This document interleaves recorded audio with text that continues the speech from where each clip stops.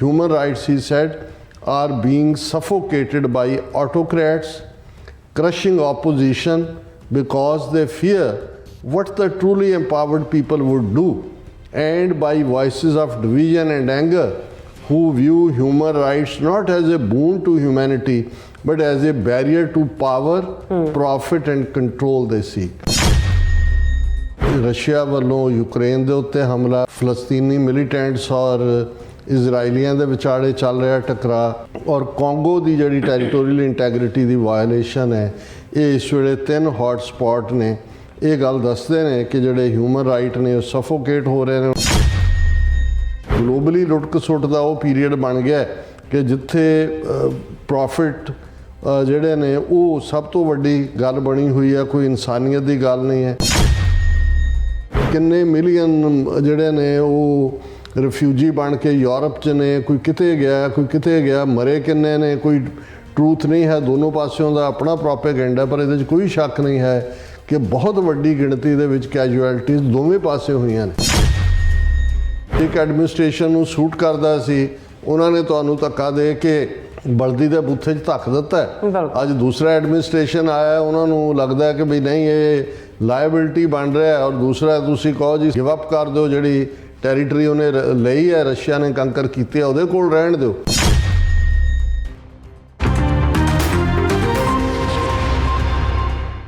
ਵਾਹਿਗੁਰੂ ਜੀ ਕਾ ਖਾਲਸਾ, ਵਾਹਿਗੁਰੂ ਜੀ ਕੀ ਫਤਿਹ। ਅਸਲਾਮ ਵਾਲੇਕਮ, ਆਦਾਬ, ਵਰਜ਼ ਮਾਹ। ਤੁਹਾਡੀ ਹੋਸਟ ਨੀਲਮ ਕੌਰ ਤੇ ਟੀਵੀ ਰਿਫਰ ਸਾਰੇ ਦਰਸ਼ਕਾਂ ਤੇ ਸਰੋਤਿਆਂ ਨੂੰ ਜੀ ਆਇਆਂ ਕਹਿੰਦੀ ਹਾਂ ਪ੍ਰੋਗਰਾਮ ਸੱਚੋ ਸੱਚ ਵਿੱਚ, ਜਿਹੜੇ ਇਸ ਪ੍ਰੋਗਰਾਮ ਨਾਲ ਦੇਸ਼ਾਂ ਵਿਦੇਸ਼ਾਂ ਤੋਂ ਜੁੜ ਚੁੱਕੇ ਨੇ। ਖਾਲਸਾ ਅਫੇਅਰ ਸੈਂਟਰ ਦੇ ਸੰਚਾਲਕ ਡਾਕਟਰ ਅਮਰਜੀਤ ਸਿੰਘ ਜੀ ਸਟੂਡੀਓ 'ਚ ਬੰਨਾ ਸ਼ਾਮਲ ਨੇ। ਉਹਨਾਂ ਨਾਲ ਗੱਲਬਾਤ ਕਰਕੇ ਅੱਜ ਦੇ ਇਸ਼ੂਜ਼ ਉੱਪਰ ਉਹਨਾਂ ਤੋਂ ਉਹਨਾਂ ਦਾ ਤਬਸਰਾ ਜਾਣਦੇ ਹਾਂ। ਜੀ ਡਾਕਟਰ ਸਾਹਿਬ, ਵਾਹਿਗੁਰੂ ਜੀ ਕਾ ਖਾਲਸਾ, ਵਾਹਿਗੁਰੂ ਜੀ ਕੀ ਫਤਿਹ। ਹਾਂ ਜੀ ਨੀਲਮ ਕੌਰ ਜੀ, ਤੁਹਾਨੂੰ ਵੀ ਤੇ ਦੁਨੀਆ ਭਰ 'ਚ ਬੈਠੇ ਸਾਡੇ ਬਹੁਤ ਹੀ ਪਿਆਰੇ ਸੋਹਣੇ ਸਿਆਣੇ ਟੀਵੀ 84 ਦੇ ਵਿਊਅਰਸ ਨੂੰ ਵੀ ਵਾਹਿਗੁਰੂ ਜੀ ਕਾ ਖਾਲਸਾ, ਵਾਹਿਗੁਰੂ ਜੀ ਕੀ ਫਤਿਹ। ਸਾਡੇ ਬਹੁਤ ਹੀ ਪਿਆਰੇ ਮੁਸਲਮਾਨ ਭੈਣਾਂ ਭਰਾਵਾਂ ਨੂੰ ਅਸਲਾਮ ਅਲੈਕਮ। ਗੰਗਾ ਜਮਨੀ ਤਹਿਜ਼ੀਬ ਦੇ ਹਿੰਦੂ ਤਵੀਆਂ ਨੂੰ ਨਮੋ ਨਮੇ। ਜੀ ਡਾਕਟਰ ਸਾਹਿਬ, ਜੀ ਆਇਆਂ ਨੂੰ ਪ੍ਰੋਗਰਾਮ ਸੱਚੋ ਸੱਚ ਵਿੱਚ। ਬਹੁਤ ਧੰਨਵਾਦ ਜੀ ਡਾਕਟਰ ਸਾਹਿਬ। ਅੱਜ 24 ਫਰਵਰੀ 2025 13 ਫੱਗਣ ਨਾਨਕਸ਼ਾਹੀ ਸੰਮਤ 556 ਦਾ ਦਿਨ ਹੈ। ਤੇ ਡਾਕਟਰ ਸਾਹਿਬ, ਪ੍ਰੋਗਰਾਮ ਸ਼ੁਰੂ ਕਰਨ ਤੋਂ ਪਹਿਲਾਂ ਅਸੀਂ ਦਰਸ਼ਕਾਂ ਤੇ ਸਰੋਤਿਆਂ ਨੂੰ ਹਮੇਸ਼ਾ ਤਰ੍ਹਾਂ ਦੱਸਦੇ ਵਿਊਅਰਸ, ਜੇ ਤੁਸੀਂ ਹੱਕ ਸੱਚ ਇਨਸਾਫ ਤੇ ਪੈਰਾ ਦਿੰਦਾ ਇੱਕੋ ਇੱਕ ਚੈਨਲ ਟੀਵੀ 84 ਨੂੰ ਦੇਖਣਾ ਚਾਹੁੰਦੇ ਹੋ ਤਾਂ ਤੁਸੀਂ ਦੇਖ ਸਕਦੇ ਹੋ ਸਪੈਕਟਰਮ ਕੇਬਲ, ਆਰਜਨ ਕੇਬਲ, ਵੈਲਫਮ ਕੈਨੇਡਾ, roku, ਜਾਦੂ ਬਾਕਸ, ਸ਼ਾਵਾ, ਫੇਸਬੁੱਕ ਟੀਵੀ 84 ਦੀ ਐਪ ਰਾਹੀਂ online streaming and IP box ਤੇ ਤੁਸੀਂ ਟੀਵੀ 84 ਨੂੰ ਦੇਖ ਸਕਦੇ ਹੋ। ਵਿਊਅਰਸ, ਜੇ ਤੁਸੀਂ ਟੀਵੀ 84 ਨਾਲ ਜੋ ਪ੍ਰੋਗਰਾਮ ਸੱਚੋ ਸੱਚ ਨਾਲ ਫੇਸਬੁੱਕ ਰਾਹੀਂ ਜੁੜੇ ਤਾਂ ਇਸ ਵੱਧ ਲਾਈਕ ਕਰੋ ਤੇ ਸ਼ੇਅਰ ਕਰੋ ਅਤੇ ਨਾਲ ਹੀ YouTube ਤੇ ਸਬਸਕ੍ਰਾਈਬ ਵੀ ਕਰੋ। ਇਹ ਵੀ ਦੱਸ ਦਿਓ ਕਿ ਤੁਸੀਂ ਟੀਵੀ 84 ਦੀ ਐਪ ਨੂੰ ਐਂਡਰੋਇਡ ਐਂਡ ਐਪ ਸਟੋਰ ਤੇ ਡਾਊਨਲੋਡ ਕਰਕੇ ਜੋ ਟੀਵੀ 84 ਦੀ ਲਾਈਵ ਸਟ੍ਰੀਮ ਹੈ ਇਸ ਨੂੰ ਤੁਸੀਂ 24 ਆਵਰਸ ਦੇਖ ਸਕਦੇ ਹੋ। ਸੋ ਵਿਊਅਰਸ, ਪ੍ਰੋਗਰਾਮ ਦੀ ਸ਼ੁਰੂਆਤ ਕਰਨ ਜਾ ਰਹੇ ਹਾਂ। ਇਸ ਵੀਕ ਦਾ ਪਹਿਲਾ ਪ੍ਰੋਗਰਾਮ ਕਰਨ ਜਾ ਰਹੇ ਹਾਂ ਔਰ ਆਸ ਕਰਦੇ ਹਾਂ ਜਿਹੜਾ ਤੁਹਾਡਾ ਵੀਕਐਂਡ ਹੈ ਬਹੁਤ ਹੀ ਵਧੀਆ ਗੁਜ਼ਰਿਆ ਹੋਏਗਾ। ਸੋ ਵਿਊਅਰਸ, ਵੀਕਐਂਡ ਦੇ ਹਵਾਲੇ ਨਾਲ ਤੇ ਜਿਹੜੇ ਕਰੰਟ ਇਸ਼ੂ ਦੇ ਹਵਾਲੇ ਨਾਲ ਗੱਲਬਾਤ ਕਰਨ ਜਾ ਰਹੇ ਹਾਂ ਔਰ ਪਹਿਲਾਂ ਆਪਣੇ ਪ੍ਰੋਗਰਾਮ ਦੀ ਸ਼ੁਰੂਆਤ ਕਰਾਂਗੇ ਸਪਾਂਸਰਸ਼ਿਪ ਦੇ ਵਾਲੇ ਨਾਲ ਕਿ ਅੱਜ ਦੇ ਪ੍ਰੋਗਰਾਮ ਸੱਚੋ ਸੱਚ ਨੂੰ ਸਪਾਂਸਰ ਕੀਤਾ ਗਿਆ ਹੈ ਕਲੀਵਲੈਂਡ ਓਹਾਇਓ ਤੋਂ ਸਰਦਾਰ ਰਜਿੰਦਰ ਸਿੰਘ ਜੋਰਾ ਵੱਲੋਂ। ਸੋ ਇਹਨਾਂ ਨੇ ਟੀਵੀ 84 ਦੀ ਵੱਧ ਤੋਂ ਵੱਧ ਸਪੋਰਟ ਕਰਨ ਲਈ ਕਿਹਾ ਹੈ ਔਰ ਖਾਲਿਸਤਾਨ ਦੀ ਪ੍ਰਾਪਤੀ ਤੇ ਸਿੱਖ ਕੌਮ ਦੀ ਚੜ੍ਹਦੀ ਕਲਾ ਦੀ ਅਰਦਾਸ ਕੀਤੀ ਹੈ। ਸੋ ਅੱਜ ਦੀ ਸਪਾਂਸਰਸ਼ਿਪ ਲਈ ਅਸੀਂ ਸਰਦਾਰ ਰਜਿੰਦਰ ਸਿੰਘ ਜੋਰਾ ਦਾ ਤਹਿ ਦਿਲ ਤੋਂ ਧੰਨਵਾਦ ਕਰਦੇ ਹਾਂ ਔਰ ਤੁਹਾਨੂੰ ਵੀ ਅਪੀਲ ਤੇ ਬੇਨਤੀ ਕਰਦੇ ਹਾਂ ਕਿ ਤੁਸੀਂ ਪ੍ਰੋਗਰਾਮ ਸੱਚੋ ਸੱਚ ਨੂੰ ਵੱਧ ਤੋਂ ਵੱਧ ਸਪਾਂਸਰ ਕਰੋ। ਸਪਾਂਸਰਸ਼ਿਪ ਲਈ ਤੁਸੀਂ ਸਾਨੂੰ ਕਾਲ ਕਰ ਸਕਦੇ ਸਾਡੇ ਫੋਨ ਨੰਬਰ ਤੇ 5166619184। ਸੇਮ ਨੰਬਰ ਤੇ WhatsApp ਕਰ ਸਕਦੇ ਹੋ, ਤੁਸੀਂ ਸਾਨੂੰ ਈਮੇਲ ਵੀ ਕਰ ਸਕਦੇ ਹੋ info@tv84.tv ਤੇ। ਸੋ ਵਿਊਅਰਸ, ਪਹਿਲਾਂ ਆਪਾਂ ਆਪਣੇ ਸੈਗਮੈਂਟ 'ਚ ਗੱਲਬਾਤ ਕਰਨ ਜਾ ਰਹੇ ਹਾਂ ਰਸ਼ੀਆ ਤੇ ਯੂਕਰੇਨ ਦੇ ਹਵਾਲੇ ਨਾਲ ਕਿ ਅੱਜ ਰਸ਼ੀਆ ਵੱਲੋਂ ਯੂਕਰੇਨ ਤੇ ਕੀਤੇ ਹਮਲੇ ਦੀ ਤੀਸਰੀ ਵਰ੍ਹੇਗੰਢ ਹੈ ਔਰ ਇਹਨਾਂ 3 ਵਰ੍ਹਿਆਂ ਵਿੱਚ ਰੂਸ ਅਤੇ ਯੂਕਰੇਨ ਦੇ ਲੱਖਾਂ ਲੋਕ ਮਾਰੇ ਗਏ ਹਨ ਜਾਂ ਫਿਰ ਬੇਘਰ ਹੋਏ ਹਨ। ਰੂਸ ਨੇ ਯੂਕਰੇਨ ਦੇ 18% ਇਲਾਕੇ ਤੇ ਜਿਹੜਾ ਕਬਜ਼ਾ ਕੀਤਾ ਹੋਇਆ ਹੈ, ਪਰ ਯੂਕਰੇਨੀਅਨ ਬੜੀ ਬਹਾਦਰੀ ਨਾਲ ਲੜ ਰਹੇ ਨੇ ਔਰ ਅਮਰੀਕਾ ਦੇ ਪ੍ਰੈਜ਼ੀਡੈਂਟ ਟਰੰਪ ਨੇ ਯੂਕਰੇਨ ਮੁੱਦੇ ਤੇ ਪੂਰਾ ਯੂ-ਟਰਨ ਮਾਰਦਿਆਂ ਰੂਸ ਵੱਲ ਦੋਸਤੀ ਦਾ ਹੱਥ ਜਿਹੜਾ ਹੈ ਉਹ ਵਧਾਇਆ। ਸੋ ਯੂਨਾਈਟਿਡ ਨੇਸ਼ਨਸ ਦੇ ਸੈਕਟਰੀ ਜਨਰਲ ਦਾ ਕਹਿਣਾ ਹੈ ਕਿ ਦੁਨੀਆ ਵਿੱਚ ਇਸ ਵੇਲੇ ਜੰਗ ਪਸੰਦ ਤਾਨਾਸ਼ਾਹਾਂ ਦਾ ਬੋਲਬਾਲਾ ਹੈ ਅਤੇ ਮਨੁੱਖੀ ਹੱਕਾਂ ਦਾ ਗਲਾ ਘੋਟਿਆ ਜਾ ਰਿਹਾ ਹੈ। ਸੋ ਇਸ ਬਾਰੇ ਆਪਾਂ ਗੱਲਬਾਤ ਕਰਨ ਜਾ ਰਹੇ ਹਾਂ। ਸੋ ਅਸੀਂ ਚਾਹਾਂਗੇ ਕਿ ਤੁਸੀਂ ਇਸੇ ਤਰ੍ਹਾਂ ਬਣੇ ਰਹਿਣਾ। ਦੇਖਣ ਸੁਣਨ ਲਈ ਤੁਹਾਡਾ ਸਭ ਦਾ ਬਹੁਤ ਬਹੁਤ ਸ਼ੁਕਰੀਆ। ਜੀ ਡਾਕਟਰ ਸਾਹਿਬ, ਕੀ ਕਹਿਣਾ ਚਾਹੋਗੇ? ਸਭ ਤੋਂ ਪਹਿਲਾਂ ਤਾਂ ਅੱਜ ਦੇ ਪ੍ਰੋਗਰਾਮ ਨੂੰ ਸਪਾਂਸਰ ਕਰਨ ਲਈ ਅਸੀਂ ਸਰ ਰਜਿੰਦਰ ਸਿੰਘ ਓਹਾਇਓ ਸਟੇਟ ਦੇ ਨਿਵਾਸੀ ਜਿਹੜੇ ਉਹਨਾਂ ਫਾਊਂਡਰਸ 'ਚੋਂ ਨੇ ਜਿਨ੍ਹਾਂ ਨੇ ਗੁਰਦੁਆਰਾ ਗੁਰੂ ਨਾਨਕ ਫਾਊਂਡੇਸ਼ਨ ਕਲੀਵਲੈਂਡ ਉਸ ਦੀ ਸੇਵਾ ਸੰਭਾਲ ਵੱਲ ਜਿਹੜਾ ਹੈ ਬਹੁਤ ਕੁਝ ਇਨਵੈਸਟ ਕੀਤਾ ਹੈ ਜੀ। ਹੁਣ ਵੀ ਉਹ ਬਾਕੀ ਸਾਰੀ ਸੰਗਤ ਦੇ ਨਾਲ ਬੜੇ ਪ੍ਰੇਮ ਨਾਲ ਔਰ ਉਹਨਾਂ ਦੀ ਐਨੂਅਲ ਕਮੇਟੀ ਵੀ ਬਦਲੀ ਔਰ ਬਿਲਕੁਲ ਪੀਸਫੁਲ ਜਿਹੜਾ ਹੈ ਉਹ ਨਵੇਂ ਸੇਵਾਦਾਰਾਂ ਦੇ ਨਾਂ ਅਨਾਉਂਸ ਕੀਤੇ ਗਏ। ਸੋ ਅਸੀਂ ਸਮਝਦੇ ਹਾਂ ਕਿ ਔਰ ਮੈਂ ਆਪਣੀ ਸਪੀਚ ਦੇ ਵਿੱਚ ਵੀ ਇਹ ਗੱਲ ਕਹੀ ਸੀ ਕਿ ਵੀ ਸਾਡੇ ਗੁਰਦੁਆਰਿਆਂ 'ਚ ਬਹੁਤ ਸਾਰਾ ਪੋਟੈਂਸ਼ੀਅਲ ਹੈ ਜਿਨ੍ਹਾਂ ਰਾਹੀਂ ਅਸੀਂ ਪੰਥ ਦੀ ਗੱਲ ਨੂੰ ਵੀ ਅੱਗੇ ਤੋਰ ਸਕਦੇ ਹਾਂ।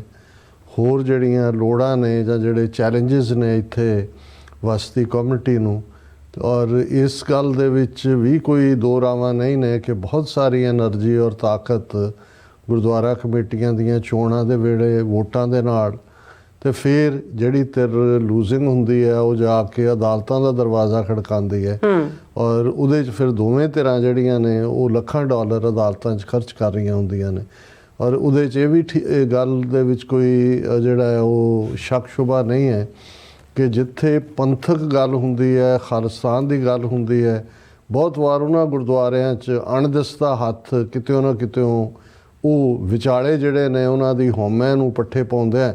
ਉਹ ਇਸ ਢੰਗ ਨਾਲ ਕੰਮ ਕਰਦਾ ਹੈ ਕਿ ਕਈ ਵਾਰ ਬਹੁਤ ਭਲੇ ਲੋਕ ਵੀ ਜਿਹੜੇ ਇੱਕ ਦੂਜੇ ਨਾਲ ਭਰਾਵਾਂ ਵਾਂਗ ਵਿਚਰ ਰਹੇ ਹੁੰਦੇ ਨੇ ਉਹ ਸਵਾਰਨ ਐਨਮੀ ਬਣ ਕੇ ਇੱਕ ਦੂਜੇ ਦੇ ਦੁਸ਼ਮਣ ਬਣ ਕੇ ਇਵੇਂ ਲੜਾਈ ਲੜ ਰਹੇ ਹੁੰਦੇ ਨੇ ਜਿਵੇਂ ਉਹਨਾਂ ਦੀ ਜ਼ਿੰਦਗੀ ਦਾ ਮਕਸਦ ਹੀ ਸਿਰਫ ਦੂਸਰੇ ਦਾ ਥੱਲਾ ਲਾਉਣਾ ਹੈ। ਬਿਲਕੁਲ। ਸੋ ਅਸੀਂ ਜਿੱਥੇ ਸਰ ਰਜਿੰਦਰ ਸਿੰਘ ਜਿਹੜੇ ਪੰਥਕ ਸੋਚ ਰੱਖਦੇ ਨੇ, ਪੁਰਾਣੇ ਗ੍ਰੈਜੂਏਟ ਨੇ, ਇੰਜੀਨੀਅਰਿੰਗ ਕਾਲਜ ਦੇ ਸਫਲ ਕਾਰੋਬਾਰੀ ਨੇ ਔਰ ਸਾਡੀ ਸਾਲ 'ਚ ਇੱਕ ਵਿਜ਼ਿਟ ਹੁੰਦੀ ਹੈ। ਇਸ ਵਾਰ ਜਨਵਰੀ ਦੇ ਮਹੀਨੇ 'ਚ ਸੀ। ਉਹ ਅੱਗੇ ਹੋ ਕੇ ਬਾਕੀਆਂ ਦੇ ਨਾਲ ਵੀ ਜੁੜ ਕੇ TV 84 ਦੇ ਮਦਦਗਾਰ ਨੇ ਔਰ ਅਸੀਂ ਉਹਨਾਂ ਦਾ ਸ਼ੁਕਰੀਆ ਅਦਾ ਕਰਦੇ। ਅੱਜ ਬਿਲਕੁਲ ਉਹੀ ਦਿਨ ਹੈ 24 ਫਰਵਰੀ ਦਾ, ਜਦੋਂ ਠੀਕ 3 ਸਾਲ ਪਹਿਲਾਂ 24 ਫਰਵਰੀ 2022 ਨੂੰ ਰੂਸ ਦੀਆਂ ਫੌਜਾਂ ਨੇ ਸਿੱਧਾ ਯੂਕਰੇਨ ਦੀ ਸੋਵਰਨਿਟੀ ਨੂੰ, ਪ੍ਰਭੂ ਸੱਤਾ ਨੂੰ ਵਾਇਲੇਟ ਕਰਦਿਆਂ, ਉਸ ਦੀ ਉਲੰਘਣਾ ਕਰਦਿਆਂ ਉਸ ਦੇ ਉੱਤੇ ਫੁੱਲ ਸਕੇਲ ਹਮਲਾ ਬੋਲਿਆ ਸੀ।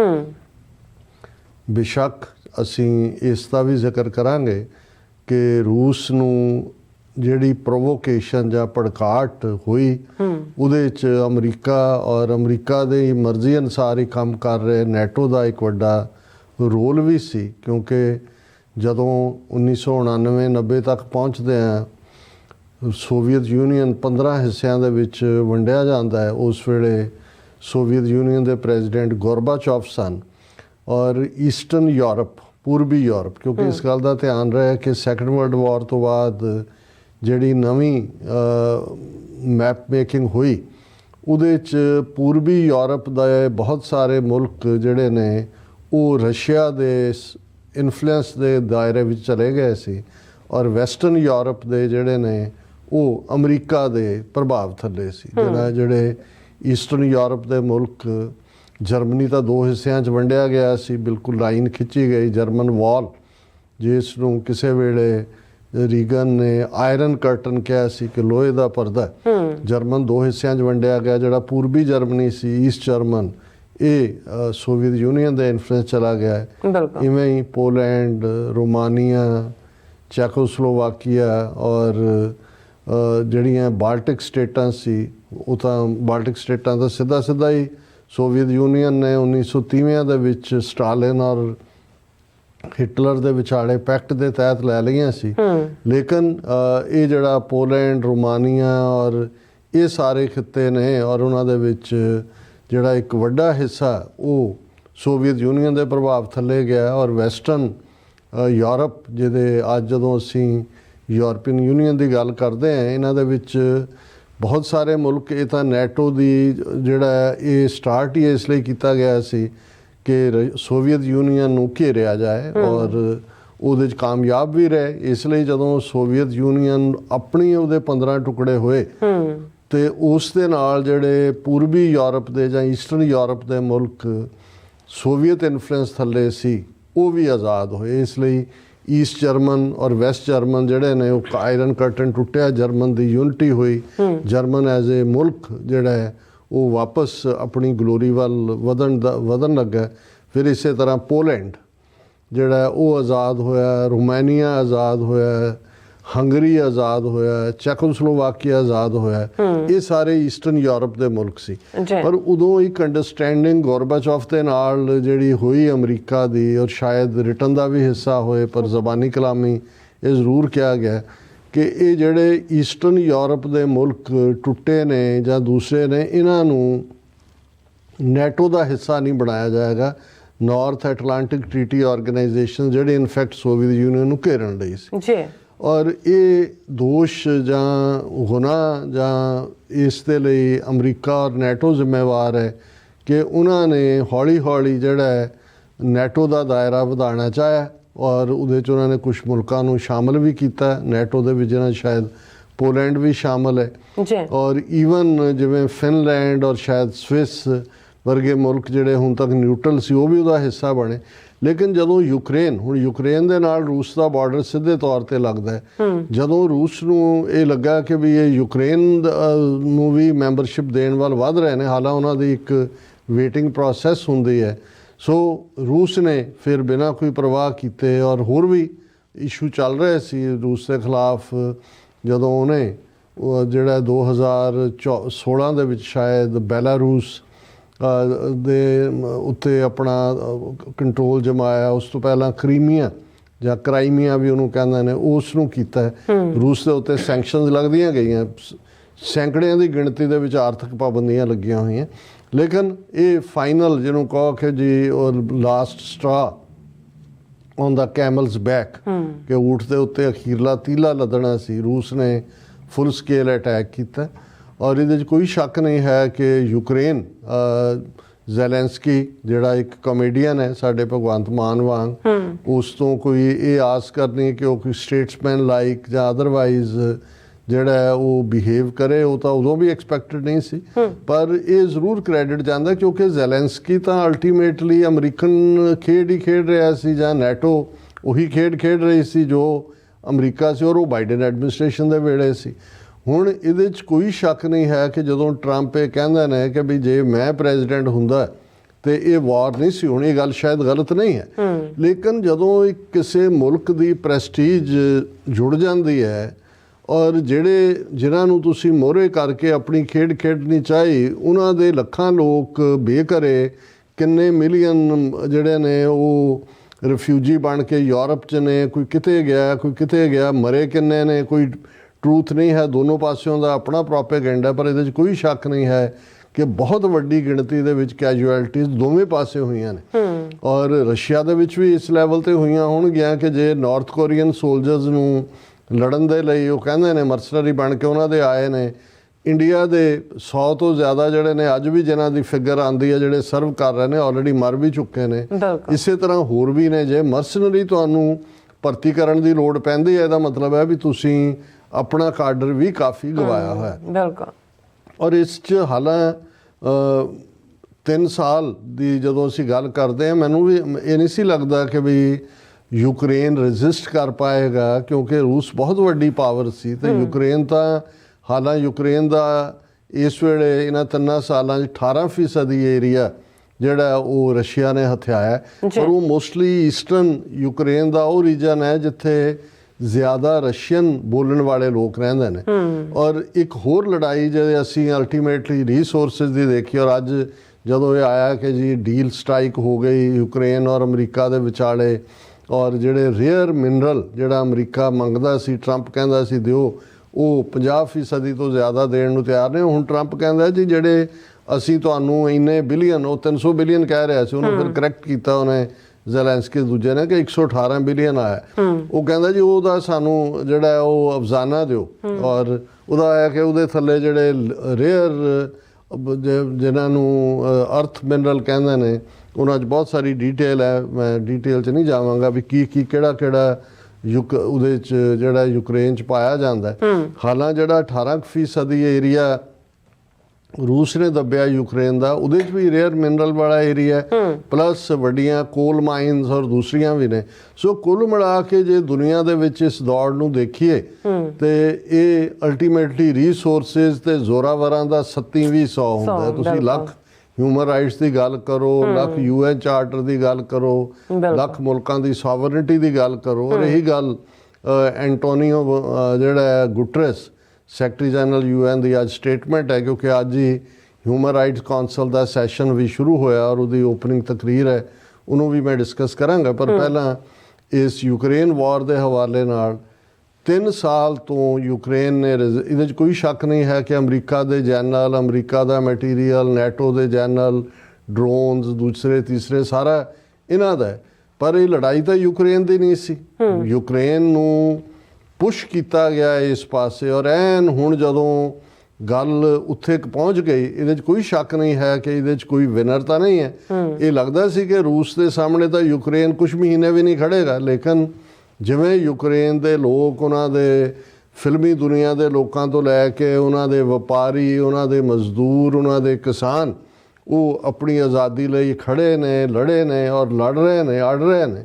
ਇਹ ਆਪਣੇ ਆਪ ਦੇ ਵਿੱਚ ਬਹੁਤ ਵੱਡੀ ਗੱਲ ਹੈ। ਪਰ ਜਿਹੜੀ ਮੇਨ ਸਪਲਾਈ ਲਾਈਨ ਹੈ, ਜਿਨ੍ਹਾਂ ਦੀ ਨੀਤੀ ਦੇ ਥੱਲੇ ਇਸ ਦੀ ਸ਼ੁਰੂਆਤ ਹੋਈ, ਜੇ ਉਹ ਪਿੱਛੇ ਹੱਥ ਖਿੱਚ ਲੈਣ, ਹੱਥ ਹੀ ਨਾ ਖਿੱਚ ਲੈਣ, ਜਿਵੇਂ ਟਰੰਪ ਨੇ ਉਹਨੂੰ ਜ਼ੈਲੈਂਸਕੀ ਨੂੰ, ਯੂਕਰੇਨ ਦੇ ਪ੍ਰੈਜ਼ੀਡੈਂਟ ਨੂੰ ਕਿਹਾ ਵੀ ਤੂੰ ਲੜਾਈ ਸ਼ੁਰੂ ਕੀਤੀ ਹੈ ਰੂਸ ਦੇ ਨਾਲ ਔਰ ਪੈਸੇ ਦਿਓ ਜਿਹੜੇ ਸਾਡੇ ਤੁਸੀਂ ਲਿਆ ਹੋਏ ਨੇ। ਉਹਨੇ ਕਿਹਾ ਵੀ ਇਹ ਕੋਈ ਤੁਸੀਂ ਗ੍ਰਾਂਟ, ਤੁਸੀਂ ਸਾਨੂੰ ਕਰਜ਼ਾ ਥੋੜੀ ਦਿੱਤਾ ਸੀ। ਪਰ ਇਹਦੇ ਬਾਵਜੂਦ ਜਿੰਨਾ ਕੁ ਦਬਾਅ ਉਹਦੇ ਤੇ ਬਣਾ ਦਿੱਤਾ ਹੈ ਔਰ ਟਰੰਪ ਨੇ ਜਿਹੜਾ ਰੂਸ ਦੇ ਨਾਲ ਨੈਗੋਸ਼ੀਏਸ਼ਨ ਓਪਨ ਕਰ ਲਈ ਰਿਆਦ ਸਾਊਦੀ ਅਰੇਬੀਆ 'ਚ, ਉਹਦੇ 'ਚ ਨਾ ਨੈਟੋ ਨੂੰ ਇਨਵੋਲਵ ਕੀਤਾ ਜਿਨ੍ਹਾਂ ਦੀ ਸਾਰੀ ਤਾਕਤ ਜਾਂ ਜਿਨ੍ਹਾਂ ਦੀ ਮਸ਼ੀਨਰੀ ਜਾਂ ਦੂਜੀ, ਤੇ ਨਾ ਹੀ ਜ਼ੈਲੈਂਸਕੀ ਨੂੰ ਇਨਵੋਲਵ ਕੀਤਾ। ਇਹ ਇਸ ਤੋਂ ਵੱਡੀ ਹਿਊਮਿਲੇਸ਼ਨ ਕੀ ਹੋ ਸਕਦੀ ਹੈ। ਔਰ ਇਸ ਦੇ ਉੱਤੇ ਜਦੋਂ ਜ਼ੈਲੈਂਸਕੀ ਨੇ ਕਿਹਾ ਪ੍ਰੈਜ਼ੀਡੈਂਟ ਟਰੰਪ ਬਾਰੇ ਕਿ ਜੀ ਉਹ ਰਸ਼ੀਅਨ ਦਾ ਜਿਹੜਾ ਕ੍ਰੀਏਟਡ ਡਿਸਇਨਫੋਰਮੇਸ਼ਨ ਜ਼ੋਨ ਹੈ ਉਹਦੇ 'ਚੋਂ ਫਸ ਕੇ ਲੱਗਦਾ ਨੇ, ਤਾਂ ਫਿਰ ਟਰੰਪ ਨੇ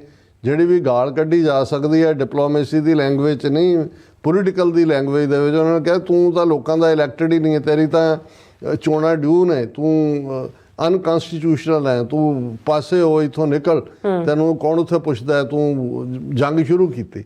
ਸੋ ਇਸ ਲੈਵਲ ਤੱਕ ਜਾ ਕੇ, ਕਿਉਂਕਿ ਗੱਲ ਇਹ ਨਹੀਂ ਹੈ, ਮੈਂ ਇਸ ਨੂੰ ਇਕੱਲੇ ਯੂਕਰੇਨ ਵਰਸਸ ਰਸ਼ੀਅਨ ਕੰਟੈਕਸਟ ਨਹੀਂ ਦੇਖਦਾ, ਮੈਂ ਦੇਖਦਾ ਵੀ ਅਸੀਂ ਵੀ ਜਦੋਂ ਅੱਜ ਅਸੀਂ ਆਪਣੇ ਮੁਲਕ ਦੇ ਲਈ ਸੰਘਰਸ਼ੀਲ ਹੈ, ਖਾਲਿਸਤਾਨ ਲਈ ਲੜ ਰਹੇ ਹਾਂ, ਅਸੀਂ ਤਵੱਕੋ ਕਰਦੇ ਹਾਂ ਵੈਸਟਰਨ ਪਾਵਰਸ ਤੋਂ, ਡੈਮੋਕ੍ਰੈਟਿਕ ਪਾਵਰਸ ਤੋਂ, ਅਮਰੀਕਾ ਸਮੇਤ ਦੂਸਰਿਆਂ ਤੋਂ।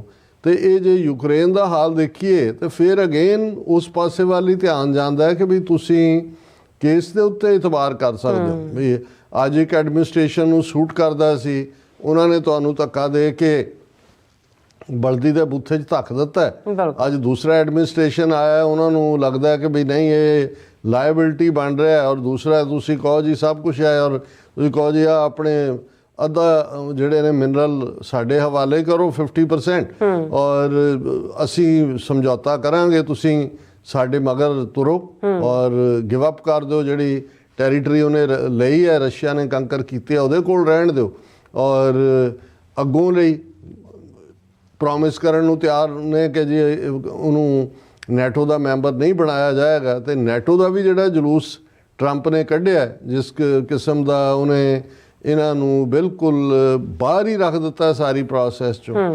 ਹਾਲਾਂਕਿ ਇਹ ਵੱਖਰੀ ਕਹਾਣੀ ਹੈ ਕਿ ਅੱਜ ਜਦੋਂ ਅਸੀਂ ਇਹ ਗੱਲਬਾਤ ਕਰ ਰਹੇ ਹਾਂ, ਇਹ ਆਲਰੇਡੀ ਜਿਹੜਾ ਯੂਰਪੀਅਨ ਮੁਲਕਾਂ 'ਚੋਂ ਪਹਿਲਾ ਜਿਹੜਾ ਉਹ ਫਰਾਂਸ, ਉਹਨਾਂ ਦੇ ਪ੍ਰੈਜ਼ੀਡੈਂਟ ਮੈਕਰੋਨ, ਉਹ ਵਾਈਟ ਹਾਊਸ 'ਚ ਆਏ ਹੋਏ ਨੇ। ਜੁਆਇੰਟ ਪ੍ਰੈਸ ਕਾਨਫਰੰਸ ਵੀ ਹੋਈ ਔਰ ਮੇਰੇ ਮਨ 'ਚ ਕੰਪੈਰੀਜ਼ਨ ਆ ਰਿਹਾ ਸੀ। ਮੈਂ ਕਿਹਾ ਮੈਕਰੋਨ ਨੇ ਟਰੰਪ ਦੇ ਨਾਲ ਖਲੋਤਿਆਂ ਬਰਾਬਰ ਜਿਵੇਂ ਇੱਕ ਧਿਰ ਹੁੰਦੀ ਹੈ ਉਸ ਦੇ ਵਾਂਗ ਗੱਲ ਕੀਤੀ। ਜੇ ਟਰੰਪ ਨੇ ਕੁਛ ਐਸਾ, ਹਾਲਾਂਕਿ ਬਹੁਤ ਪਲੇਜ਼ੈਂਟ ਮਾਹੌਲ 'ਚ ਦੋਨਾਂ ਦਾ ਹੋਇਆ ਔਰ ਟਰੰਪ ਨੇ ਵੀ ਕਿਹਾ ਕਿ ਜੀ ਵਿਲ ਟੇਕ ਕੇਅਰ ਔਰ things will be resolved, solved, this that, ਕੋਈ ਉਸ ਕਿਸਮ ਦਾ ਨਹੀਂ। ਔਰ ਜੋ ਵੀ ਉਹਦੇ 'ਤੇ ਮੈਕਰੋਨ ਨੇ ਵੀ ਆਪਣਾ ਕੋਈ ਸਟੈਂਡ ਜਿਹੜਾ ਡਿਲਿਊਟ ਨਹੀਂ ਕੀਤਾ, ਉਹਨੇ ਵੀ ਧੜੱਲੇ ਨਾਲ ਗੱਲ ਕੀਤੀ। ਤੇ ਮੇਰੇ ਮਨ 'ਚ ਆ ਰਿਹਾ ਸੀ, ਮੈਂ ਕਿਹਾ 13 ਫਰਵਰੀ ਨੂੰ ਮੋਦੀ ਦੇਖੋ ਕਿਵੇਂ ਨਮੂਨਾ ਬਣ ਕੇ ਖੜਾ ਹੈ, ਫਰੀਜ਼ ਬਣਿਆ ਖੜਾ ਹੈ, ਉਹਦੇ ਸਾਹਮਣੇ ਟਰੰਪ ਜਿਹੜਾ ਬ੍ਰਿਕਸ ਨੂੰ ਜ਼ੀਰੋ ਕਹਿ ਰਿਹਾ ਹੈ, ਉਹਨਾਂ ਨੂੰ ਕਹਿ ਰਿਹਾ ਕਿੰਗ ਆਫ ਟੈਰਿਫ ਹੈ। ਕੋਈ ਵੀ ਇਸ਼ੂ ਇਲੀਗਲ ਇਮੀਗ੍ਰੈਂਟਸ ਦਾ ਇੱਕ ਵੀ ਇਸ਼ੂ ਦੇ ਉੱਤੇ ਇਹ ਹੁੰਦਾ ਹੈ ਜਿਹੜੀਆਂ ਪਾਵਰਸ ਨੇ। ਜਦੋਂ ਅਸੀਂ ਫਰਾਂਸ ਦੀ ਗੱਲ ਕਰਦੇ ਹਾਂ, ਫਰਾਂਸ ਕੋਈ ਵਾਕ ਓਵਰ ਨਹੀਂ ਹੈ। ਔਰ ਜੇ ਅਮਰੀਕਾ ਇਹ ਸਮਝਦਾ ਹੈ ਕਿ ਵੀ ਜਿਹੜਾ ਜਿਸ ਕਿਸਮ ਦੀਆਂ ਇਹ ਨੀਤੀਆਂ ਇਹਨਾਂ ਨੇ ਲੈ ਲਈਆਂ ਕਿ ਯੂਰਪ ਨਾਲੋਂ ਅਸੀਂ ਆਪਣੇ ਆਪ ਨੂੰ ਬਿਲਕੁਲ ਕੱਟ ਆਫ ਕਰਕੇ, ਔਰ ਦੂਜਾ ਯੂਰਪ ਦੇ ਕੋਲ ਯੂਰਪ ਨਿਊਕਲੀਅਰ ਪਾਵਰ ਹੈ, ਫਰਾਂਸ ਵੀ ਇੱਕ ਨਿਊਕਲੀਅਰ ਪਾਵਰ ਹੈ, UN security council veto wielding member ਹੈ, UK ਵੀ ਇੱਕ ਨਿਊਕਲੀਅਰ ਪਾਵਰ ਹੈ, ਵੀਟੋ ਬਿਲਡਿੰਗ ਮੈਂਬਰ ਹੈ। ਔਰ ਯੂਰਪ ਨੇ ਸਾਰੀ ਦੁਨੀਆ ਨੂੰ ਕੋਲੋਨਾਈਜ਼ ਕੀਤਾ ਹੋਇਆ। ਆਲਮੋਸਟ 80 ਸਾਲ ਪਹਿਲਾਂ ਸਾਰੀ ਦੁਨੀਆ, ਵੱਡੇ ਵੱਡੇ continent, Africa, Asia, south America, Europe ਨੇ ਹੀ ਜਿਹੜਾ ਹੈ ਉਹ ਕੰਟਰੋਲ ਕੀਤੇ ਹੋਏ ਸੀ, ਕੋਲੋਨਾਈਜ਼ ਕੀਤਾ ਹੋਇਆ ਸੀ। ਔਰ ਉਹਦੇ 'ਚ ਜਰਮਨ ਔਰ ਫਰਾਂਸ ਔਰ UK ਉਹਨਾਂ ਦੀਆਂ, ਬਾਕੀ ਬੇਸ਼ੱਕ ਸਪੇਨ ਔਰ ਪੁਰਤਗਾਲ ਔਰ ਨੀਦਰਲੈਂਡ ਔਰ ਬੈਲਜੀਅਮ ਔਰ ਉਹਨਾਂ ਦੀਆਂ ਆਪਣੀਆਂ ਕਾਲੋਨੀਜ਼ ਰਹੀਆਂ, ਲੇਕਿਨ ਇਹਨਾਂ ਤਿੰਨਾਂ ਨੇ ਤਾਂ ਜਿਹੜਾ ਅੱਜ ਵੀ ਅਰਾਊਂਡ ਦਾ ਗਲੋਬ ਫ੍ਰੈਂਚ ਦੀਆਂ ਕਿੰਨੀਆਂ ਕਾਲੋਨੀਜ਼ ਨੇ, ਕਿਤੇ ਕਿਤੇ ਜਾ ਕੇ ਬੈਠੇ ਹੋਏ ਨੇ। ਇਸੇ ਤਰ੍ਹਾਂ UK ਦੇ ਕੋਲ ਕਿੰਨੇ ਆਈਲੈਂਡ ਦੂਜੇ 'ਚ ਅਰਾਊਂਡ ਨੇ। ਜਰਮਨ ਦਾ ਪਿੱਛਿਆ ਜ਼ਰੂਰ, ਪਰ ਜਰਮਨ ਜਿਸ ਅੰਦਾਜ਼ ਖੜਾ ਹੋਇਆ ਜਦੋਂ ਦੋਵੇਂ ਈਸਟਰਨ ਜਰਮਨ ਔਰ ਵੈਸਟ ਜਰਮਨੀ ਇਕੱਠੇ ਹੋਏ, ਔਰ ਦੁਨੀਆ ਦੀਆਂ ਅੱਖਾਂ ਜਰਮਨ ਵੱਲ ਵੀ ਲੱਗੀਆਂ ਹੋਈਆਂ ਸੀ ਕਿਉਂਕਿ ਪਿਛਲੇ ਕੱਲ੍ਹ ਹੀ ਜਰਮਨ ਇਲੈਕਸ਼ਨ ਸੀ। ਔਰ ਉਹਦੇ 'ਚ ਇੱਕ ਬਿਲਕੁਲ ਐਕਸਟ੍ਰੀਮ ਰਾਈਟ ਪਾਰਟੀ ਜਿਹਨੂੰ ਇੱਥੋਂ ਬੈਠਾ ਐਲਨ ਮਸਕ ਜਿਹੜਾ ਹੈ ਉਹ ਪੁਸ਼ ਕਰ ਰਿਹਾ ਸੀ, ਇਹ ਲੱਗ ਰਿਹਾ ਸੀ ਵੀ ਉਹੀ ਕਿਤੇ ਪਾਵਰ 'ਚ ਨਾ ਆ ਜਾਏ। ਉਹ ਬਿਲਕੁਲ ਐਂਟੀ ਇਮੀਗ੍ਰੈਂਟ ਔਰ ਬਿਲਕੁਲ ਨਾਜ਼ੀਆਂ ਦੀ ਆਈਡੀਓਲੋਜੀ ਜਿਹੜੀ ਆ ਉਹਦੇ ਵਾਲੀ, ਪਰ ਉਹ ਨੰਬਰ ਵੋਟਾਂ ਉਹਨਾਂ ਦੀਆਂ ਦੁੱਗਣੀਆਂ ਹੋਈਆਂ, 8% ਤੋਂ ਸ਼ਾਇਦ 9% ਤੋਂ 16-17% ਹੋਈਆਂ। ਪਰ ਜਿਹੜੀ ਧਿਰ ਹੁਣ ਆਈ ਹੈ ਉਹਨਾਂ ਨੂੰ ਸੈਂਟਰ ਰਾਈਟ ਕਹਿੰਦੇ ਨੇ, ਉਹ ਐਕਸਟ੍ਰੀਮ ਰਾਈਟ ਨਹੀਂ ਹੈ, ਲੈਫਟ ਵੀ ਨਹੀਂ ਹੈ, ਸੈਂਟਰ ਰਾਈਟ। ਉਹ ਦੂਸਰੀ ਧਿਰ ਨਾਲ ਜਿਹੜੀ ਸੈਂਟਰ ਲੈਫਟ ਹੈ ਮਿਲ ਕੇ ਸਰਕਾਰ ਬਣਾਏਗੀ। ਔਰ ਉਹਨੇ ਬੜੀ ਦਲੇਰੀ ਨਾਲ ਕਿਹਾ, ਜਿਹੜਾ ਉਹਨਾਂ ਦਾ ਪਹਿਲਾਂ ਸੈਂਟਰ ਲੈਫਟ ਪਾਰਟੀ 'ਚ ਸੀ, ਕਿ ਵੀ ਅਸੀਂ ਕਿਸੇ ਦੀ ਪਰਵਾਹ ਨਹੀਂ ਕਰਦੇ, ਅਸੀਂ ਯੂਰਪ ਨੂੰ ਔਰ ਆਪਣਾ ਅਣਖ ਗੈਰਤ ਦੇ ਥੱਲੇ ਅਸੀਂ ਆਪਣੀ ਅੱਡ ਪਾਲਿਸੀ ਬਣਾਵਾਂਗੇ। ਸੋ ਇਹ ਜਦੋਂ ਅਸੀਂ, ਹਾਲਾਂਕਿ ਅਜੇ ਆਲਮੋਸਟ 1 ਮਹੀਨਾ ਹੀ ਟਰੰਪ ਦੀ ਪ੍ਰੈਜ਼ੀਡੈਂਸੀ ਨੂੰ ਗੁਜ਼ਰਿਆ, ਆਉਣ ਵਾਲਾ ਵਕਤ ਦੱਸੇਗਾ ਵੀ ਕਿਸ ਪਾਸੇ ਵੱਲ ਗੱਲ ਜਾ ਰਹੀ ਹੈ। ਲੇਕਿਨ ਇਹ ਇੱਕ ਅਫਸੋਸ ਦੀ ਗੱਲ ਹੈ ਕਿ ਇੱਕ ਬਣਿਆ ਬਣਾਇਆ ਬਲੌਕ, ਜਿਹਨੂੰ ਬਣਾਉਣ ਦੇ ਲਈ ਅਮਰੀਕਾ ਨੇ ਪੋਸਟ ਸੈਕੰਡ ਵਰਲਡ ਵਾਰ ਬਹੁਤ ਜਿਹੜੇ ਹੈ ਉਹ ਐਫਰਟ ਕੀਤੇ, ਬਹੁਤ ਮਨੀ ਲਾਈ। ਔਰ ਉਹਨਾਂ ਨੇ ਵੀ, ਜੇ ਅਸੀਂ ਨੈਟੋ ਦੇਖੀਏ, ਜਿਹੜੀ ਇਹ ਨੈਟੋ ਨੇ ਇਹਨਾਂ 80 ਸਾਲਾਂ 'ਚ ਲੜਾਈਆਂ ਤਾਂ ਅਮਰੀਕਾ ਦੀਆਂ ਹੀ ਲੜੀਆਂ। ਉਹ ਅਫਗਾਨਿਸਤਾਨ ਹੋਏ, ਉਹ ਇਰਾਕ ਹੋਏ, ਉਹ ਕੰਬੋਡੀਆ ਹੋਏ, ਉਹ ਕੋਰੀਆ ਹੋਏ, ਦੂਜਾ ਹੋਏ, ਸਾਰੇ ਬਲਾਕਾਂ 'ਚ ਜਾ ਜਾ ਕੇ ਜਿਹੜੀ ਗੱਲ ਜਸਟਿਨ ਟਰੂਡੋ ਨੇ ਕਹੀ ਸੀ, ਤੇ ਤੁਸੀਂ ਆਲ ਆਫ ਏ ਸਡਨ ਉਹਨਾਂ ਨੂੰ ਕਹੋ ਜੀ ਪੈਸੇ ਸੁੱਟੋ, ਉਹ ਵੀ ਚਲੋ ਸਮਝ ਆ ਸਕਦੀ ਹੈ ਕਿ ਜੀ ਅਸੀਂ ਤੁਹਾਨੂੰ ਡਿਫੈਂਡ ਕਰਦੇ ਹਾਂ, ਤੁਸੀਂ 2% ਨਹੀਂ 5% ਬਜਟ। ਪਰ ਜਿਵੇਂ ਨਿਰਾਦਰ ਕਰਨ ਤੱਕ ਜਾ ਕੇ, ਔਰ ਦੂਸਰਾ ਉਹ ਸਾਰਾ ਪਾਰਟ ਹੈ ਉਹਦੇ ਥੱਲੇ, ਇਹ ਲੱਗਦਾ ਹੈ ਕਿ ਵੀ ਇਹ ਜਿਵੇਂ ਜਰਮਨ ਦੇ ਵਿੱਚ ਜਿਹੜੀ ਧਿਰ ਵਾਲਾ ਆਇਆ, ਹਾਲਾਂ ਉਹ ਐਕਸਟ੍ਰੀਮ ਰਾਈਟ ਨਹੀਂ ਹੈ, ਲੇਕਿਨ ਆਲਮੋਸਟ ਇੱਕ ਫਿਕਰ ਵਾਲੀ ਗੱਲ ਵੀ ਹੈ ਕਿ ਯੂਰਪ ਦੇ ਵਿੱਚ ਇਸ ਕਿਸਮ ਐਂਟਾਈ ਇਮੀਗ੍ਰੈਂਟ ਇਹ ਵੀ ਨੇ।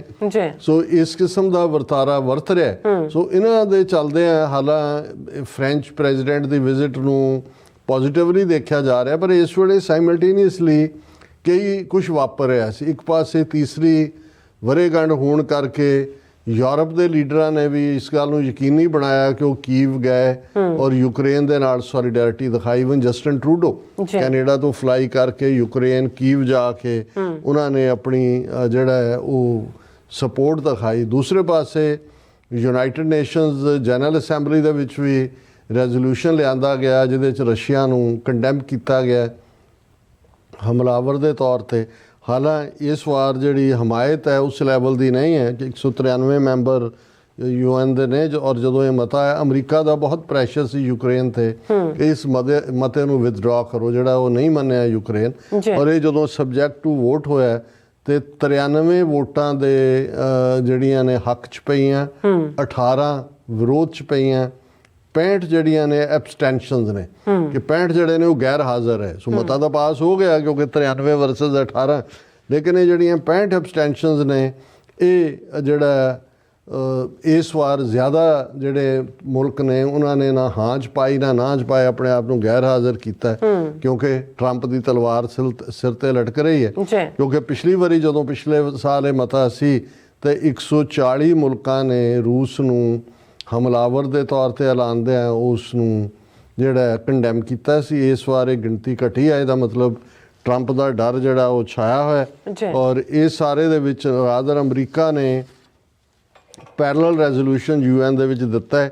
ਇਸ ਦੇ ਵਿੱਚ ਉਹਨਾਂ ਨੇ ਜਿਹੜਾ ਰੂਸ ਨੂੰ ਕੋਈ ਹਮਲਾਵਰ ਵੀ ਨਹੀਂ ਦੱਸਿਆ ਹੈ। ਉਹਦੇ 'ਚ ਇਹ ਹੈ ਕਿ ਜੀ ਜੰਗ ਬਹੁਤ ਹੋ ਗਈ ਔਰ ਹੁਣ ਜਿਹੜਾ ਪੀਸ ਹੋਣਾ ਚਾਹੀਦਾ ਔਰ ਇਹ ਜਿਹੜਾ ਲੇਕਿਨ ਜਿਹੜਾ ਯੂਕਰੇਨ ਦਾ ਉਹਦੇ 'ਚ ਉਹਨਾਂ ਨੇ ਰੂਸ ਨੂੰ ਹਮਲਾਵਰ ਕਹਿ ਕੇ ਔਰ ਉਸ ਨੂੰ ਜਿਹੜਾ ਉਹ ਇਸ ਦੇ ਲਈ ਜ਼ਿੰਮੇਵਾਰ ਦੱਸਿਆ।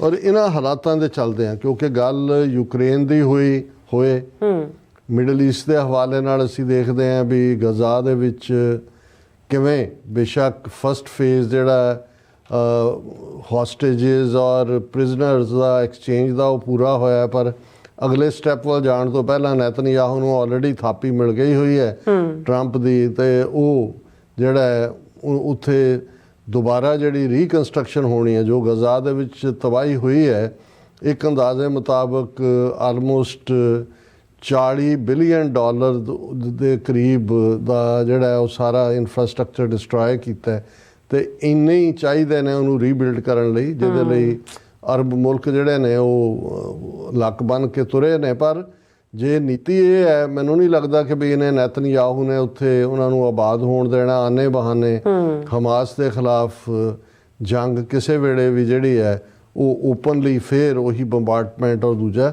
ਸ਼ੁਰੂ ਹੋਏਗੀ। ਤੀਸਰਾ ਸਪੌਟ ਜਿਹੜਾ ਕੋਂਗੋ, ਜਿਹੜਾ ਅਸੀਂ ਜਦੋਂ ਸਕੂਲ ਡੇਜ਼ 'ਚ ਹੁੰਦੇ ਸੀ ਉਦੋਂ ਕੋਂਗੋ ਦੀ ਤਬਾਹੀ, ਉਹਦੇ ਨਾਲ ਰਵਾਂਡਾ ਦਾ ਬਾਰਡਰ ਲੱਗਦਾ, ਦੂਜਿਆਂ ਦਾ ਉੱਥੇ ਵੀ ਫ੍ਰੀ ਫਾਰ ਆਲ ਚੱਲ ਰਿਹਾ। ਸੋ ਇਹਨੇ ਐਂਟੋਨੀਓ ਗੁਟਰਸ ਮੈਂ ਸਮਝਦਾ ਇੱਕ ਬੜਾ ਹਿਊਮੈਨੀਟੇਰੀਅਨ ਅਪਰੋਚ ਵਾਲਾ ਬੰਦਾ ਹੈ, ਪ੍ਰੈਕਟਿਸਿੰਗ ਸ਼ਾਇਦ ਕ੍ਰਿਸਚਨ ਹੈ, ਦਰਬਾਰ ਸਾਹਿਬ ਵੀ ਗਿਆ ਹੈ ਇਹ ਐਂਟੋਨੀਓ ਗੁਟਰਸ। ਕਰਤਾਰਪੁਰ ਸਾਹਿਬ ਦੇ ਲਾਂਘੇ 'ਤੇ ਵੀ ਜਾ ਕੇ ਸਿੱਖਾਂ ਪ੍ਰਤੀ ਵੀ ਜਾਂ ਸਿੱਖ ਧਰਮ ਪ੍ਰਤੀ ਵੀ ਬੜੀ ਜਿਹੜੀ ਹੈ ਐਡਮੀਰੇਸ਼ਨ ਵਾਲੀ ਪਹੁੰਚ ਰਹੀ ਹੈ। ਉਹਨੇ ਅੱਜ ਕਿਉਂਕਿ ਹਿਊਮਨ ਰਾਈਟਸ ਇੱਕ ਪਾਸੇ ਜਨਰਲ ਅਸੈਂਬਲੀ ਦਾ ਸੈਸ਼ਨ ਸੀ ਨਿਊਯਾਰਕ 'ਚ, ਦੂਸਰੇ ਪਾਸੇ ਜਿਹੜੀ ਹਿਊਮਨ ਰਾਈਟ ਕੌਂਸਲ ਦਾ ਜਿਹੜਾ ਉਹ ਬਰਸਲਸ ਦੇ ਵਿੱਚ ਜਿਹੜੀ ਹਿਊਮਨ ਰਾਈਟ ਕੌਂਸਲ ਹੈ ਉਹਦੇ 47 ਮੈਂਬਰ ਨੇ ਔਰ ਆਲਰੇਡੀ ਟਰੰਪ ਜਨਾਬ ਨੇ ਉਹਦੇ 'ਚੋਂ ਵੀ ਆਪਣੇ ਆਪ ਨੂੰ ਕੱਢ ਲਿਆ। UN 'ਚੋਂ ਵੀ ਕੱਢਣ ਦੇ ਲਈ ਆਲਰੇਡੀ 3-4 ਸੈਨੇਟਰਸ ਨੇ ਕਿਹਾ ਵੀ ਅਸੀਂ ਇੰਨੇ ਬਿਲੀਅਨ UN ਨੂੰ ਦੇ ਰਹੇ ਹਾਂ, ਯੂਨਾਈਟਿਡ ਨੇਸ਼ਨਸ ਤੋਂ ਹੀ ਬਾਹਰ ਆਓ। ਸੋ ਜਿਹੜਾ ਐਂਟੋਨੀਓ ਗੁਟਰਸ ਨੇ ਜਿਹੜਾ ਕਿਹਾ ਉਹ ਹੈਡਲਾਈਨ ਬਣਿਆ ਬਹੁਤ ਸਾਰੇ ਮੀਡੀਆ ਦੀਆਂ ਕਿ ਵੀ ਇਸ ਵੇਲੇ ਦੁਨੀਆ ਦੇ ਵਿੱਚ ਜੰਗ ਪ੍ਰਸਤ ਔਰ ਤਾਨਾਸ਼ਾਹ ਉਹਨਾਂ ਦਾ ਬੋਲਬਾਲਾ ਹੈ, ਇਨਸਾਨੀ ਹਕੂਕਾਂ ਦਾ ਗਲਾ ਘੁੱਟਿਆ ਜਾ ਰਿਹਾ। ਉਹਨਾਂ ਨੇ ਕਿਹਾ ਕਿ ਵੀ ਰਸ਼ੀਆ ਵੱਲੋਂ ਯੂਕਰੇਨ ਦੇ ਉੱਤੇ ਹਮਲਾ ਉਹਦੀ ਤੀਸਰੀ ਜਿਹੜੀ ਹੈ ਵਰ੍ਹੇਗੰਢ, ਇਸੇ ਤਰ੍ਹਾਂ ਫਲਸਤੀਨੀ ਮਿਲੀਟੈਂਟਸ ਔਰ ਇਜ਼ਰਾਈਲੀਆਂ ਦੇ ਵਿਚਾਲੇ ਚੱਲ ਰਿਹਾ ਟਕਰਾਅ ਔਰ ਕੋਂਗੋ ਦੀ ਜਿਹੜੀ ਟੈਰੀਟੋਰੀਅਲ ਇੰਟੈਗ੍ਰਿਟੀ ਦੀ ਵਾਇਲੇਸ਼ਨ ਹੈ, ਇਹ ਇਸ ਵੇਲੇ 3 ਹੌਟ ਸਪੌਟ ਨੇ। ਇਹ ਗੱਲ ਦੱਸਦੇ ਨੇ ਕਿ ਜਿਹੜੇ ਹਿਊਮਨ ਰਾਈਟ ਨੇ ਉਹ ਸਫੋਕੇਟ ਹੋ ਰਹੇ ਨੇ, ਉਹਨਾਂ ਦਾ ਗਲਾ ਘੁੱਟਿਆ ਜਾ ਰਿਹਾ ਔਰ ਦੁਨੀਆ 'ਚ ਇਸ ਵੇਲੇ ਡਿਵੀਜ਼ਨ ਔਰ ਬਦਲਾ ਔਰ ਐਂਗਰ ਔਰ ਇਹ ਸਾਰੀਆਂ ਚੀਜ਼ਾਂ ਔਰ ਪਾਵਰ ਔਰ ਪ੍ਰੋਫਿਟ ਇਹ ਸਾਰੀਆਂ ਚੀਜ਼ਾਂ ਹਾਵੀ ਨੇ। ਔਰ ਉਹਨਾਂ ਨੇ ਕਿਹਾ ਕਿ ਵੀ ਪਰਮਾਨੈਂਟ ਸੀਜ਼ ਫਾਇਰ ਹੋਣੀ ਚਾਹੀਦੀ ਹੈ ਫਲਸਤੀਨੀ ਮਿਲੀਟੈਂਟਸ ਔਰ ਇਜ਼ਰਾਈਲ ਦੇ ਵਿਚਾਲੇ, ਕੋਂਗੋ ਦੀ ਟੈਰੀਟੋਰੀਅਲ ਇੰਟੈਗ੍ਰਿਟੀ ਦਾ ਰਿਸਪੈਕਟ ਹੋਣਾ ਚਾਹੀਦਾ ਔਰ ਇਹ ਜਿਹੜੇ ਉਹਨਾਂ ਦੇ ਲਫ਼ਜ਼ ਨੇ ਮੈਨੂੰ ਬਹੁਤ ਚੰਗੇ ਲੱਗੇ ਕਿ ਜਿਹੜੀ ਇੱਕ ਸੱਚਮੁੱਚ ਇੱਕ ਇਨਸਾਨੀਅਤ ਦੀ ਦਰਦ ਹੈ। ਉਹਨੇ ਕਿਹਾ ਵੀ ਅਸੀਂ ਕੋਸ਼ਿਸ਼ ਤਾਂ ਕਰਦੇ ਹਾਂ ਦੁਨੀਆ 'ਚ ਸਟੇਬਿਲਿਟੀ ਸਿਕਿਉਰਿਟੀ ਲਿਆਉਣ ਦੀ, ਉਹ ਹੇਤੀ ਹੋਏ ਜਾਂ ਹੋਰ ਥਾਵਾਂ ਹੋਣ, ਪਰ ਅਸੀਂ ਕੀ ਕਰ ਸਕਦੇ ਹਾਂ ਕਿ ਵੀ ਅੱਜ ਉਹ ਸੰਸਾਰ ਬਣਦਾ ਜਾ ਰਿਹਾ ਜਿੱਥੇ ਛਿੱਕੇ 'ਤੇ ਟੰਗਿਆ ਹੋਇਆ ਹਿਊਮਨ ਰਾਈਟਸ ਨੂੰ ਜਿਹੜੇ ਤਾਨਾ ਜੰਗ ਪ੍ਰਸਤ ਨੇ ਉਹ ਇਹਨੂੰ ਅੱਗੇ ਤੋਰ ਰਹੇ ਨੇ ਔਰ morally bankrupt global financial system ਕਿ ਗਲੋਬਲੀ ਲੁੱਟ ਖਸੁੱਟ ਦਾ ਉਹ ਪੀਰੀਅਡ ਬਣ ਗਿਆ ਕਿ ਜਿੱਥੇ ਪ੍ਰੋਫਿਟ ਜਿਹੜੇ ਨੇ ਉਹ ਸਭ ਤੋਂ ਵੱਡੀ ਗੱਲ ਬਣੀ ਹੋਈ ਹੈ, ਕੋਈ ਇਨਸਾਨੀਅਤ ਦੀ ਗੱਲ ਨਹੀਂ ਹੈ। ਔਰ ਆਉਣ ਵਾਲੇ ਪੀਰੀਅਡ 'ਚ ਈਵਨ ਜਿਹੜੀ ਆਰਟੀਫਿਸ਼ੀਅਲ ਇੰਟੈਲੀਜੈਂਸ ਹੈ ਇਹ ਬਜਾਏ ਇਨਸਾਨੀਅਤ ਦਾ ਭਲਾ ਕਰਨ ਦੇ ਇਹ ਮਾਈਟ ਐਕਸਪਲੋਇਟ ਜਿਹੜਾ ਹੈ ਇਸ ਨੂੰ ਕੀਤਾ ਜਾਏ ਲੋਕਾਂ ਦਾ ਨੁਕਸਾਨ ਕਰਨ ਲਈ।